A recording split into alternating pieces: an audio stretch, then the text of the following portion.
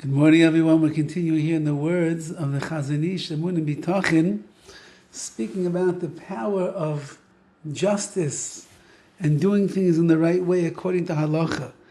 The Kami Hifligu Chazal B'Kiyum Adin, how much Chazal have emphasized the importance of fulfilling the din, the law.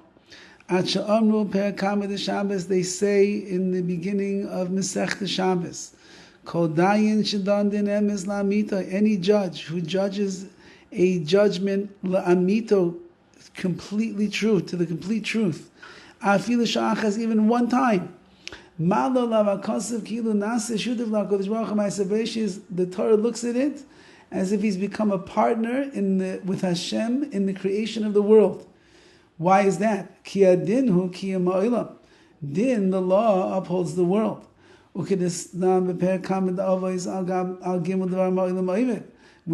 it says in Pirkei Avos the world stands on three things, and the first one is al din, on justice. So the world itself runs on din, on justice, and therefore if you are a judge and you make the din emes la'amito, the true din, the true judgment, you're a partner with Hashem in the creation of the world. The upholding in Ma'aseh, the creation of the world. The Kosovo Torah, the Torah, the great halachic authority, he writes in the beginning of Choshen Mishpat, which are the laws of monetary laws, we'll call them. He says like this. This is what Chazal meant when they said this statement, that any judge who judges a law with absolute truth, he's considered to be a partner in the creation with Hashem. What does he mean over there? Says the Torah, Ki HaKadosh Baruch Hu bara ha'olam liyos kaim. Hashem created the world that it should exist. But the wicked who come along and they steal, they rob, they're destroying the world with their actions. Like we find by the generation of the flood, because their whole decree that it was going to be destroyed was only sealed because of their thievery. So you see that what the world was created to be a place of kiyum, of existence, of Hashem, of the Shekhinah, of chesed, of goodness and kindness. Rishoyim, wicked people, they come along and they take all that. That's the antithesis of the world. Nimsa, she'adayin ha'meshabes royis ramais ha'rishoyim. So a judge who breaks the arms of the wicked, v'lekech miyadam teref u'machzir l'ban, he takes away the loot that was in their hands and gives it back to the original owners. They keep the world going. And they cause the fulfillment of Hashem's will. That He wants the world to be created to exist. And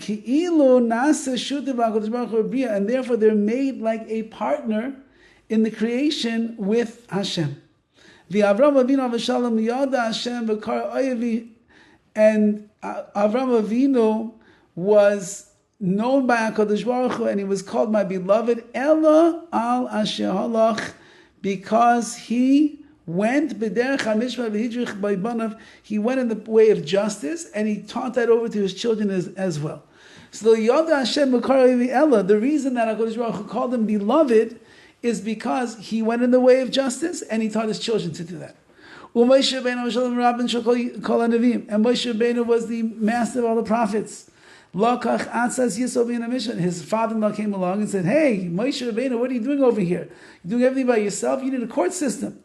You need judges that will warn the people, and command them how to keep the laws in the proper way." Moshe Rabbeinu agreed, and Hashem agreed. So you see that it's a good thing. And Yeshua,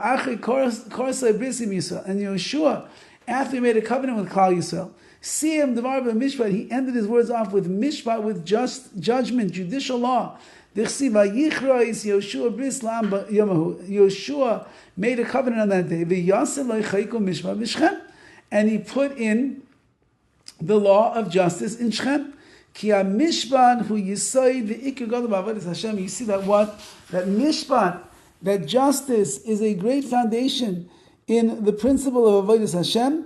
Va'oid, says the Gemara, Herich Rabbeinu Ator Sham, and the Torah goes on, elaborates upon this even more to let you know that. So therefore, justice, law, halacha, and the like, says the Chazon Ish, that is of the essence, because this is what's going to allow a person to uphold the creation of the world. Maybe we'll just read this one little last piece. The Torah, he writes these words at the beginning of his compendium on the laws of monetary laws, judiciary laws, and stuff, theft, acquisitions, claims, loans. He's coming to teach us to understand. The guidelines of thievery and robbery, einam niftarin al pi das b'nei adam, they cannot be defined according to people's opinions. Rak al pi chuki Torah, only according to the laws of the Torah itself. V'kol shu neged din, and anything that goes against the din, against the Torah law, hu gesel, is considered to be theft. Even though the people will say, "Oh, it's not such a bad thing. They just shoplifted a little bit. Anyway, they're taking what belongs to them. Anyway, what's the big deal? The government's making so much money anyway, so we'll shave a little bit off the register." No, anything that goes against the laws of the Torah is considered gezel, even if emotionally you might think it's right. V'kol ma'isa shuv'din, any deed that is in keeping with Torah law, who kiyum mishpat, it's fulfilling the justice. Even though it might go against human opinions. Like Rabbi Yisrael Salanta wrote, anything that's not according, that is not his, according to the Torah law, who gezel ha'omar b'Torah, that is the gezel, that is the theft that the Torah is speaking about. I remember many years ago I was seeing an article where they asked employees at work, they asked, do you ever take anything from the office? Paper clips, pens, and the like. And a large percentage of people admitted that they did. Why? What's the big deal? I'm working there anyway. According to Rabbi Salanta, according to the Torah, that's geneva, that's gazelle. You're stealing, and a person cannot do such things.